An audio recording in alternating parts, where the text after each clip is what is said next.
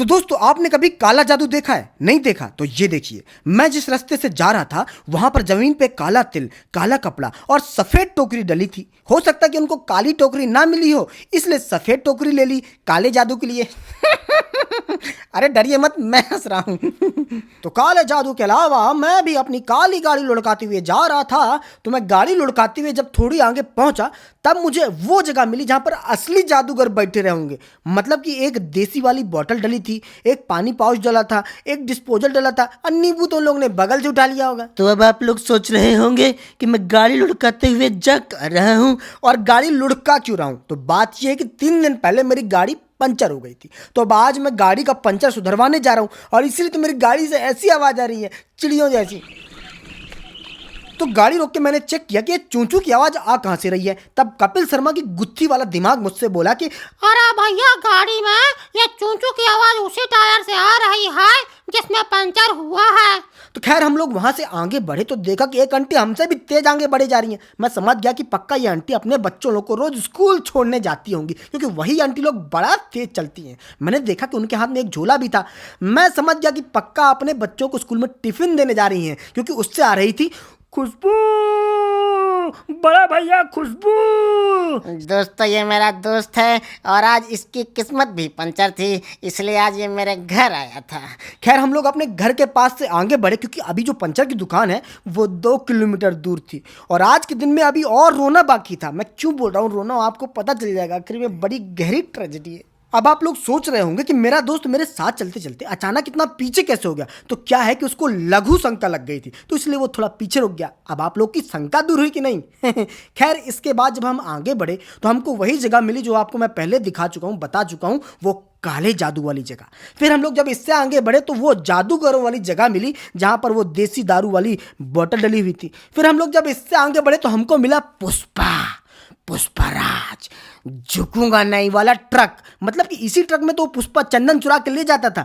ये देवर है देवा, थोड़ी देर बाद हम लोग मेन रोड पर पहुंच गए, लेकिन मेन रोड पे जिस मेन दुकान पे हम लोग को गाड़ी को दिखाना था ना, वो बैन थी, मतलब कि बंद थी। इसलिए हम लोग को थोड़ा और आगे जाना पड़ा, रोड क्रॉस करनी पड़ी। तब जाके हम लोग को मिली मोहिनी की दुकान, मतलब कि मोहिनी ऑटो पार्ट्स की दुकान। तब मैंने दुकान वाले भाई से बोला कि भाई देखिए, मेरी गाड़ी में जो है पंचर है, एक तरफ से हवा डालते हैं तो दूसरी तरफ से हवा निकल जाती है, इसलिए भैया इसको बना देना। तब तक हम लोग अंबानी जी की दुकान से होके आते हैं। अंबानी जी की दुकान से मेरा मतलब है कि रिलायंस मार्ट से होके आते हैं। तो हम लोग गाड़ी रख के वहां से आगे चल लिए। मित्रों, अंबानी जी की दुकान से सामान लेने के बाद मैं उसी पंचर वाले की दुकान पर वापस आ गया जहां पर मैंने गाड़ी रखी थी। तो जब तक मैं वापस आया तब तक गाड़ी का पंचर बन चुका था, 60 रुपए लग चुके थे और मैंने दुकान वाले भैया को जैसे 100 रुपए दिए, उन्होंने 20-20 के 2 कड़क कड़क नोट लौटाए। आवाज सुनिए आप।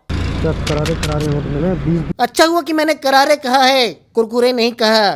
खैर वहां से गाड़ी का पंचर बनवाने के बाद हम लोग चौराहे आ गए और चौराहे से अंदर घुसे विशाल मेगा मार्ट, क्योंकि यहाँ से मुझे लेनी थी 2 फुल स्लीव शर्ट्स। जैसा कि मैंने आपको पहले वाले वीडियो में बताया है कि मुझे जाना है ताजमहल आगरा देखने। सॉरी, मेरे कहने का मतलब है कि मुझे जाना है आगरा ताजमहल देखने। इसलिए मैं सोच रहा था कि 2 शर्ट्स ले लूँ, तो शर्ट्स ली और ट्राई करने। तो आप लोग जो हरी हरी शर्ट देख रहे हैं ना, यही मैंने सिलेक्ट की। लेकिन क्या था, ये थोड़ी सी टाइट लग रही थी, इसलिए मैंने मार्शल आर्ट, कुंग फू और कराटे करके देखा।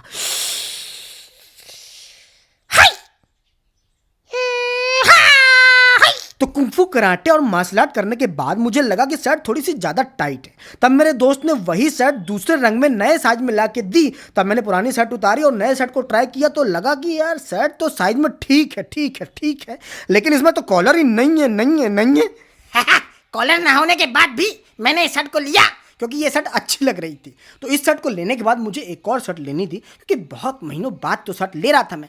तो मैंने इस शर्ट को लिया जो शर्ट मैं अब पहन रहा हूँ। अब इस शर्ट को लेने का फ़ायदा ये था कि अगर शर्ट अच्छी ना भी लगी तो इसमें बैठ के शतरंज खेल सकते हैं। बस एक एक खानों को सफ़ेद करना पड़ेगा बस। तो शतरंज वाली शर्ट मॉल से लेने के बाद मैं मॉल में पोछा लगाने लगा। अब कहने का मतलब है कि पोछा लगा के देखने लगा, क्योंकि यही वाला पोछा मुझे घर ले जाना था पोछा लगाने के लिए। अब आप लोग गलत मत समझना, पोछा वाइफ ही लगाती हैं, वो तो मैं इसलिए ले जा रहा था क्योंकि पिछले कुछ दिनों से वाइफ के कमर में दर्द रहता है। इसलिए मैं सोच रहा था कि ये वाला पोछा उनके लिए ठीक रहेगा। अब आप लोग इस जगह को ध्यान से देख लीजिए क्योंकि इस जगह का बहुत इंपॉर्टेंस है वीडियो के क्लाइमैक्स में।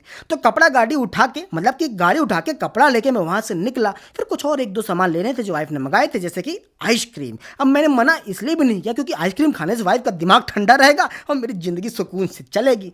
तो जैसे मैं अपने घर की तरफ बढ़ा तो रास्ते में एक ऑटो मिला जिसका पीछे से पैंट फटा था, मतलब कि पर्दा फटा था। खैर ऑटो को हमने क्रॉस किया और जैसे ही मैं घर के पास पहुंचा तो देखा कि घर के बाहर एक गाड़ी खड़ी है। और पास पहुंचा तो मुझे पता चल गया कि ये गाड़ी तो कपड़ा वाले भैया की है।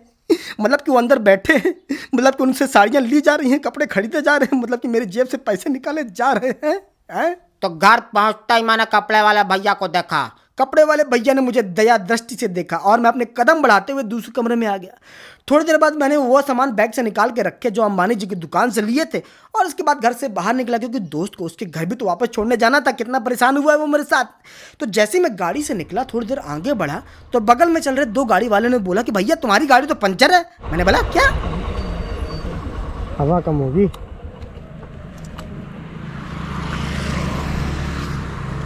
यार आज मेरी किस्मत लिख कौन रहा था? भगवान लिख रहे थे या पंचर की दुकान वाला लिख रहा था? ज्यादा कमाई करनी थी क्या उसको आज? खैर हम लोग ने गाड़ी को फिर से लुढ़काना शुरू किया और जैसे थोड़ी आगे पहुंचे तो एक पंचर की दुकान लेफ्ट साइड में दिखाई दी। मैं गाड़ी उनके पास ले गया तो वो मुझसे बोले कि पंचर। तो पंचर की दुकान वाला भाई बोला कि टायर ट्यूबलेस है, नहीं बनेगा। मैंने बोला भाई टायर नहीं है ट्यूबलेस, मेरी किस्मत है ट्यूबलेस जो कभी नहीं बनेगी। खैर गाड़ी ढोसते ढोसते हम लोग इतना थक चुके थे कि प्यास और भूख दोनों एक साथ लगी थी। पानी तो एक दुकान में मिल गया लेकिन खाने के लिए कुछ दिखाई नहीं दे रहा था सही सही।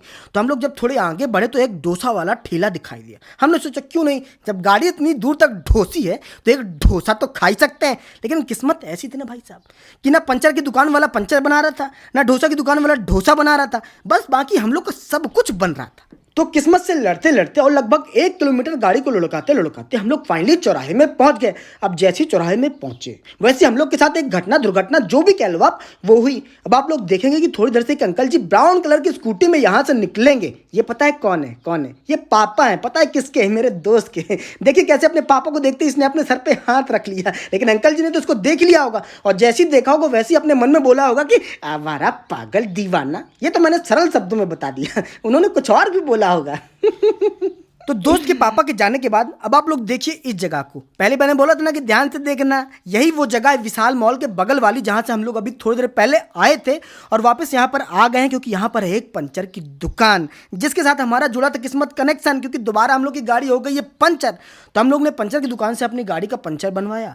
मैंने दोस्त को उसके घर छोड़ा और वापस अपने घर आया तो देखा कि गाड़ी वाले भैया यानी कपड़े वाले भैया अभी भी खड़े हैं, बैठे हैं और अब तो मुझे दया दृष्टि से भी नहीं देख रहे।